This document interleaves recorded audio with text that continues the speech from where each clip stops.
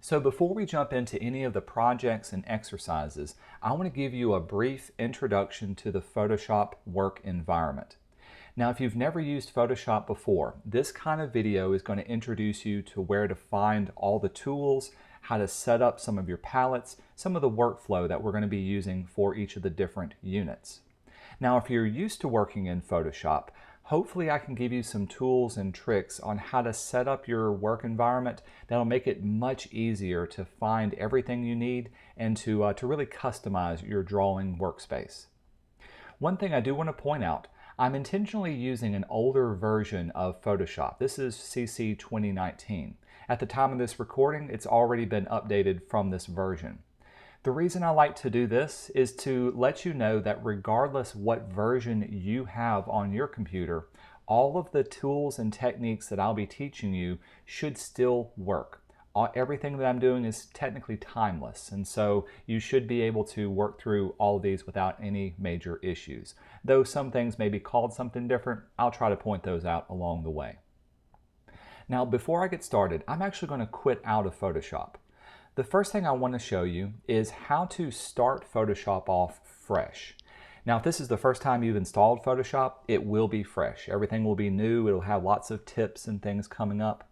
But if you ever want to reset your Photoshop's preferences, and sometimes this comes in handy, I want to show you how to do that. If you're on a Macintosh computer, you can hold down these 4 buttons: Shift, Command, Option, and Control. All 4 of those are clustered together. Now, if you're on a Windows computer, it'll be Shift, Command, Alt, and Control. When you click on your Photoshop icon and tell it to open, keep holding those down, and it should give you a warning. It's saying, hey, do you want to delete the Photoshop settings files? We're going to say yes. You can now let go of all of those buttons, and when Photoshop starts up, it's going to start up as if it was the first time, resetting everything back to factory new. So now we're starting off nice and fresh. To get started, I'm going to simply go up to File and create a new document. And from here, this is where we can set up all of our documents. Now, we're going to be doing this a lot, and I'm going to show you exactly how to set up each of your projects. But for now, I'm just going to say Create and give me just kind of a default smaller size document to work in. Now, at the very top, if I need to maximize my screen, I'm going to hit the little plus sign. That'll fill up the entire area. You can see right in the middle, this is our main stage working area. This is known as the artboard or work area. I kind of use those interchangeably. Whatever document you're working on, you'll see it at the very top up here. And of course, if you ever need to close that out, you can hit the little X and it will close out that document. And if you have multiple ones, they'll be opened up along here as well. You can tab through and see all of those. Immediately to the far left-hand side, this is your toolbox. Every tool that we're going to need can be found within this box, and there's actually more tools than we're ever going to use. Photoshop is very, very versatile software. It can be used for not just illustration. Of course, it can be used for photo editing. It can do motion graphics. It can do typography, a little bit of everything. Now, within your toolbox, if you hover over this toolbox, you're going to get the name of the tool, and sometimes it'll give you a little tool tip. Sometimes these tool tips actually get in my way. If you see a little arrow at the bottom of your tool, that simply means there's more tools nested inside of this one. If you click and hold on it, it'll pop out and give you these other little tools. So for instance, the lasso tool has a bunch of different other kind of lasso tools. If I choose, here's my brush tool, I can hover over it, I get the name of it, can click and hold, and I can see I've got a pencil tool and some other kind of brush tools as well. So if I ever ask you to find a tool or to use a tool, and usually if you don't see it within here, it may be hiding nested inside of another tool. So simply click and hold and find that. Another great tip to know is when you click and hold on it, pay attention to the little letter that's out to the side. This is the keyboard shortcut or the hotkey that you can press to automatically pick up this particular tool. So for instance, the brush or the pencil tool is the B. So if I hit B, it'll automatically select it. If I wanted to get this move tool, you can see the V is that one. So if I press V on my keyboard, it automatically selects it. And that comes in handy really, really well. The other thing you can do with this toolbox is you can expand it out by clicking on the little arrow at the top. You can see it'll put it into 2 columns and kind of compress it down a bit. And at the very bottom, you've got your 2 different color pickers. We'll get more into this, but these will allow you to pick whatever color that you want. If you click on the top swatch, this is your foreground color just once. So bring up your foreground color picker and you can select your color. And then if you got the right tool, you can start painting and drawing with this. Once you select a tool from your toolbox, up at the very top, pay attention to your tool options. So every tool that you're going to be choosing and selecting comes with a way of customizing that tool. And this is really the heart of what we're going to be getting into. You can only see these tool options if you have the tool selected. So if I ever ask you to say, pick your brush tool and set the opacity at 50%, you see the opacity here. I've got my brush tool selected, and this is where I can go in to change it. Now if I pick another tool, say my move tool, you can see the move tool has a different set of options to play with. So, excuse me. So knowing what tool you have selected and which options that you need goes hand in hand, and they're tied together. The next area to look at is on the far right-hand side. These are all of your palettes. Now, there's lots of different palettes, and some of these are used a lot more often than others. You can see the name of the palette at the very top of it, and if you click on them, some of the palettes are nested together. So for instance, my color and my swatches, I can go back and forth. All of these palettes, if you click on the name, can be drug off. They can be kind of standalone by themselves. If you go down to the very, very bottom, you can click on that and drag up and change the size of your palettes. Now, some of these palettes do tend to get in the way. For instance, I never use my libraries, so I'm just going to close it out and I don't need it anymore. Some palettes are used very frequently, so I always have those open, like my layers palette that's down here. That shows me what layer that I'm working on. Now, if you need to find a palette and you don't see it open over here, at any time you can go up to the Window drop-down menu, and these are all of the different palettes that you can pick and choose from. So let's say I needed to open up my brushes palette. With that one opened up, here's all of my brushes. I've even got my brush settings nested in with this as well. Now, I've been calling this a palette. Sometimes you also hear it called as a panel. The final thing I'll show you about these palettes is that you can collapse them down from their name into these little bitty icons on the side. So you can see this is my brush settings. This is the icon for it. And I can always collapse those as well. I love using the icons simply because it takes up the least amount of space and it gives me the ability to see all of this area over here. The final thing to know about palettes is that you can always click and expand them or contract them. Some are used a little bit more often than others, but you want to have plenty of room to be able to work through those. Next, if we look back up at the top, these are all of our drop-down menus, and these give you the ability to control and make edits and changes and really manipulate whatever image that you have selected in different ways. Again, some of these are used more often than others. I've already shown you the Window drop-down menu. The View drop-down menu will allow you to change the look and feel, or excuse me, the zooming in, the look and the placement of your work area. So if I needed to zoom in to like 200%, I can make it much larger. If I needed to zoom out or zoom in more, I can select those. Some good keyboard shortcuts can also be found underneath here. So for instance, zoom in and out. On a Macintosh, it's Control plus and minus. So if I was to press those keys, Control plus will zoom in and Control minus will zoom back out. So those are great keyboard shortcuts to know and to have handy. We won't be using any of the 3D filters, but those are up there. But we will be using a few of the Photoshop filters and some things that you can do with these. With all of these, if you ever see a little arrow pointing off to the side, that simply means there's more things to choose from.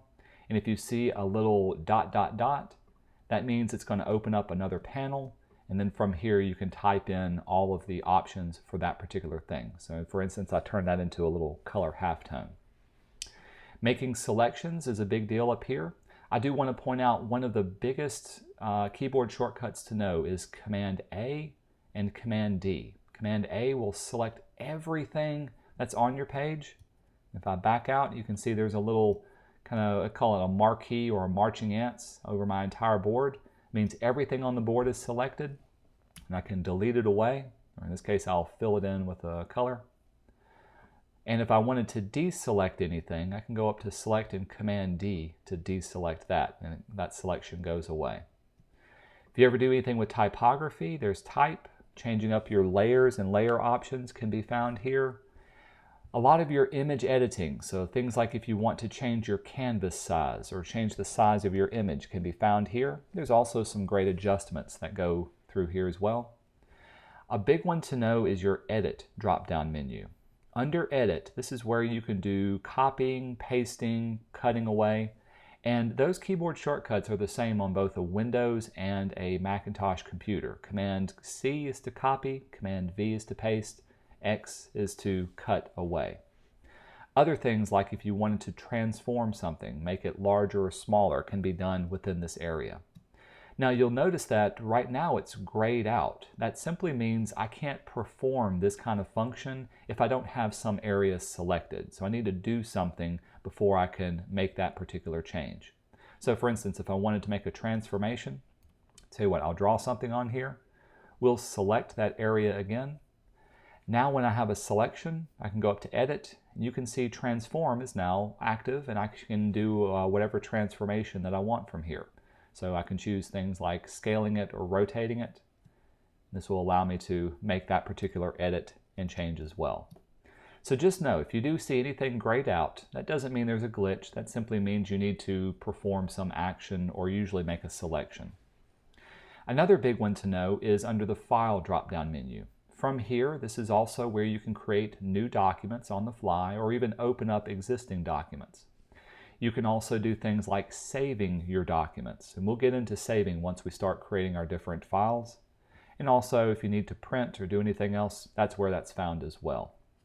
Finally, especially if you're on a Macintosh computer, under the Photoshop drop-down menu, this is where you can quit out of Photoshop. The other thing that can be found is know where your preferences are. Under Preferences, this is where you can kind of tweak a lot of the different settings within Photoshop, depending on what you need to do.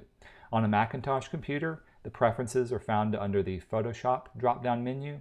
I want to say on a Windows computer, it's found under the Edit or maybe even under the File menu. Though I don't have it on here, I believe that's where they're at. But knowing where those preferences are gives you the ability to customize Photoshop, change things around, maybe even change up your memory or the look and feel of how everything is placed on here. All right, before we leave this particular video, the last thing I want to do is to show you some setup on how you can customize your workspace. If you go up to your Window drop-down menu, go down to Workspace, and you can see there are some predefined workspaces. Now by default, you can choose the Essentials workspace. With this will open up all of the panels that we had before. But if you wanted to do, say, more photography work, if I chose photography, this is going to change up all of my palettes and open up the ones that are important to doing photo editing. It's also going to change up a lot of my tools. If you'll notice over here, I don't have all of the same tools. I have all the tools that most photographers tend to use. One of the other workspaces you saw was the painting workspace. Again, this changes up all of the different swatches. My brushes are open up over here, my layers, everything is there. And a lot of my tools have now changed to all the common painting and drawing tools as well. If you want, you're welcome to use some of these default workspaces. I like to set up my own and kind of have it set, so let me show you how to set up your own workspace. I'm going to go back up to Window, go down to Workspace, and do the Essentials default. That will open this up again as well. And from here, I'm going to open up the palettes and panels that I really like to have. So for instance, under Color, I love having my color opened up. I'm going to change up the color picker. I don't necessarily like this particular version, and there's different ways you can pick a color. Of course, I can choose whatever hue I want, and then get the saturation and light and darkness. If you ever see the little 3 or 4 bar icon, these are your panel preferences. Within there, I can choose different kinds of color pickers. So for instance, if I wanted little sliders, I can slide in and dial in exactly what I want on an RGB value. I can do the little brightness cube, so this way I can choose it this way. Or you can use your color wheel. I love using the color wheel.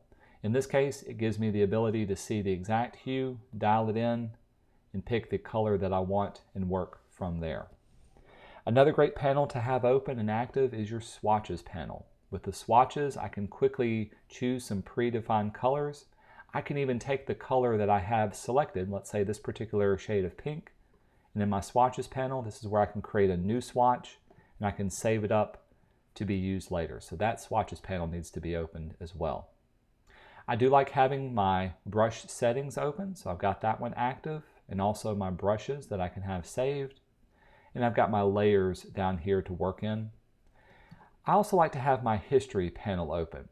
Now, whenever you do something in Photoshop, Photoshop is going to remember what you've done. So notice I made a little selection and it added to there.